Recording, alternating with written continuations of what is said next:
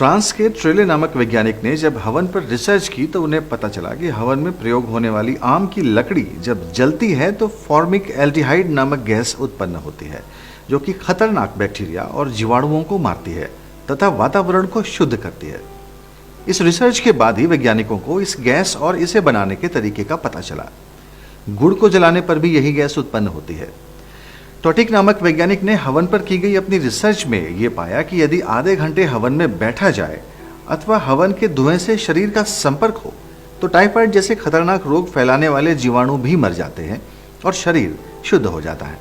हवन की महत्ता देखते हुए राष्ट्रीय वनस्पति अनुसंधान संस्थान लखनऊ के वैज्ञानिकों ने भी इस पर एक रिसर्च की। क्या वाकई हवन से वातावरण शुद्ध होता है और जीवाणु नाश होता है अथवा नहीं? उन्होंने ग्रंथों में वर्णित हवन सामग्री जुटाई और जलाने पर पाया कि ये विषाणु नाश करती है। फिर उन्होंने विभिन्न प्रकार के धुएं पर भी काम किया और देखा कि सिर्फ आम की लकड़ी 1 किलो जलाने से हवा में मौजूद विषाणु बहुत कम नहीं हुए, पर जैसे ही उसके ऊपर आधा किलो हवन सामग्री डालकर जलाई गई तो 1 घंटे के भीतर ही कक्ष में मौजूद बैक्टीरिया का स्तर 94% कम हो गया। यही नहीं, उन्होंने आगे भी कक्ष की हवा में मौजूद जीवाणुओं का परीक्षण किया और पाया कि कक्ष के दरवाजे खोले जाने और सारा धुआं बाहर निकल जाने के 24 घंटे बाद भी जीवाणुओं का स्तर सामान्य से 96% कम था।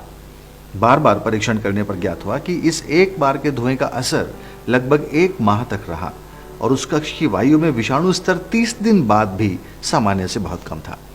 यह रिपोर्ट एथनोफार्माकोलॉजी के शोध पत्र रिसर्च जर्नल ऑफ एथनोफार्माकोलॉजी में भी दिसंबर 2007 में छप चुकी है।